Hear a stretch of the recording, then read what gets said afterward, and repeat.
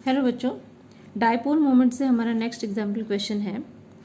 Calculate the electric field due to an electric dipole of length 10 centimetre having charges of 1 microcoulomb at an equatorial point 12 centimetre from the centre of the dipole. इस question को समझने के लिए थोड़ा हम कुछ picture को refer करेंगे। यहाँ पे हम देख सकते हैं कि जो क्वेश्चन है इसमें पूछा गया है कि इलेक्ट्रिक फील्ड हमें यहाँ पे फाइंड करना है। Electric field due to dipole of length 10 centimetre. 10 centimetre dipole का लेंथ दिया हुआ है और चार्ज जो है डायपोल के ऊपर में जो दिया हुआ है वो है 1 माइक्रोकूलम।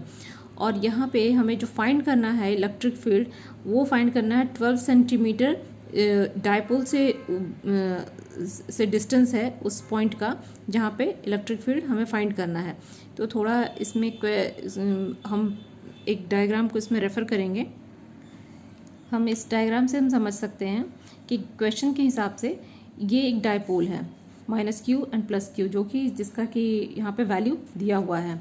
और इस पॉइंट P पे हमें इलेक्ट्रिक फील्ड फाइंड करना है due to this dipole.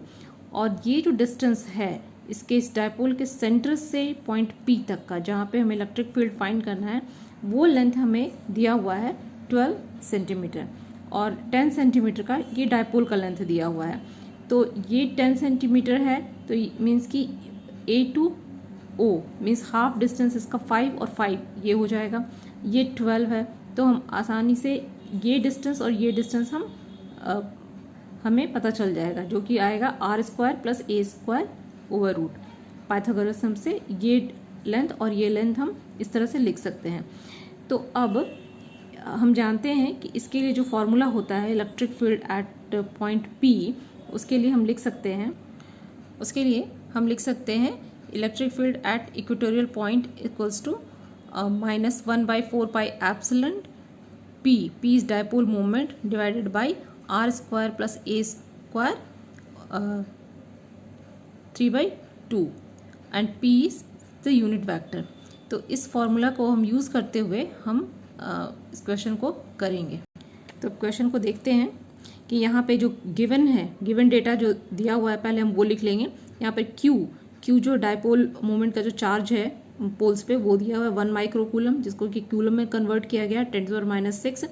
R जो है वो मिड पॉइंट से पॉइंट P तक का जो डिस्टेंस है दिया हुआ है, जहाँ पे हमें इलेक्ट्रिक फील्ड फाइंड करना है वो है 12 सेंटीमीटर, जिसको कि मीटर में लिखा हुआ है 0.12 मीटर।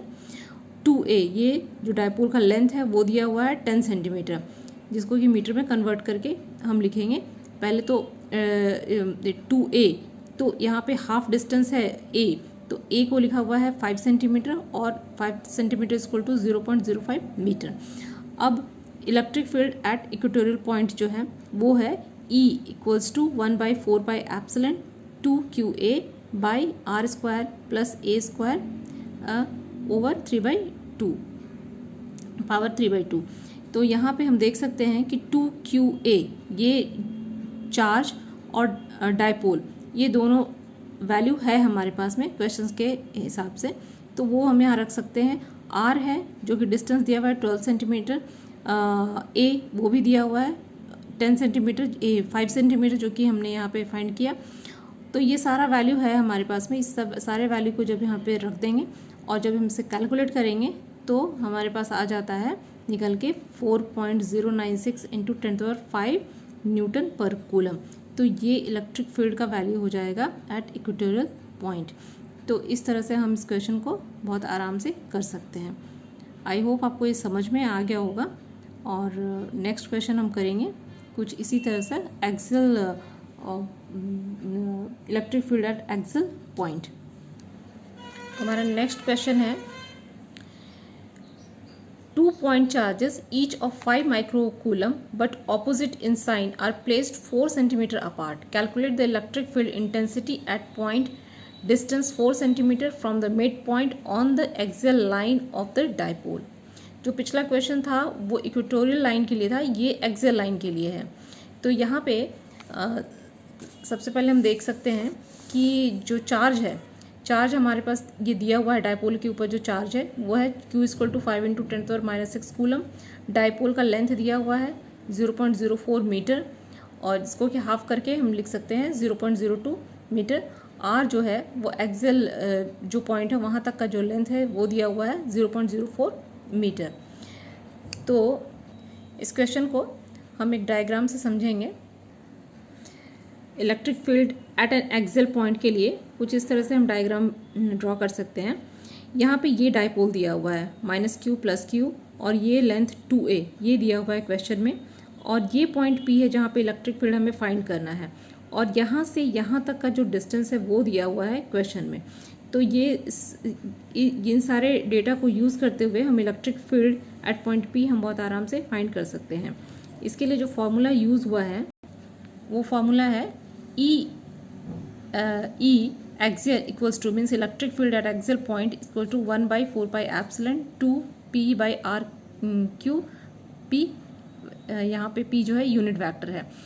यहाँ पे इस फॉर्मूला से ऊपर भी एक फॉर्मूला जो है वो है जहाँ पे यहाँ पे थोड़ा सा डिफरेंस हो जा रहा है, क्योंकि यहाँ पे a यहाँ पे इग्नोर किया गया है। a इग्नोर इसलिए किया गया है क्योंकि अगर r a से बहुत बड़ा है तो हम a को इग्नोर करेंगे, लेकिन एक्चुअल जो फार्मूला हम यूज़ करते हैं वो है E means electric field at axial point equal to 1/4πε equal to P 2PR divided by R² - A² whole square and P cap. तो इस फॉर्मूला को यूज़ करते हुए हम प्रॉब्लम को सॉल्व करेंगे। अब हम क्वेश्चन पे आते हैं। यहाँ पे हम लिखेंगे E axial equal to 1/4πε 2PR R² - A² whole square. अब यहाँ पे हम देख सकते हैं कि जो डायपोल मोमेंट है वो उसकी वैल्यू है हमारे पास में, R है वो भी है, और ये R A ये भी है। ये सारे क्वेश्चन से ही वैल्यू डेटा दिए हुआ है। इसको हम सीधा फार्मूला पे रख करके और जब हम कैलकुलेट करेंगे तो हमारे पास में इस तरह से लास्ट में ये निकल के आएगा 10⁸ न्यूटन पर कूलम। बस यहाँ पे कैलकुलेशन थोड़ा करना है अच्छे से, ताकि ये हमारे कैलकुलेशन में कोई मिस्टेक ना हो, क्योंकि लास्ट में फिर आंसर हमारा बहुत देख सकते हैं कि बहुत ही सिंपल वे में लिखा हुआ है 10⁸ न्यूटन पर कूलम। तो यहाँ पे ज़रूरी है बस कॉन्सेप्ट और ये फॉर्मूला को याद रखना, E axial and E equatorial. ये दो क्वेश्चन जो कि कॉन्सेप्ट के लिए बहुत ही इम्पॉर्टेंट है। आई होप आपको ये दोनों क्वेश्चन समझ में आ गया होगा। अब हम अभी के लिए इतना ही। अपने नेक्स्ट वीडियो में हम नेक्स्ट क्वेश्चन लेकर के फिर आते हैं। Thank you.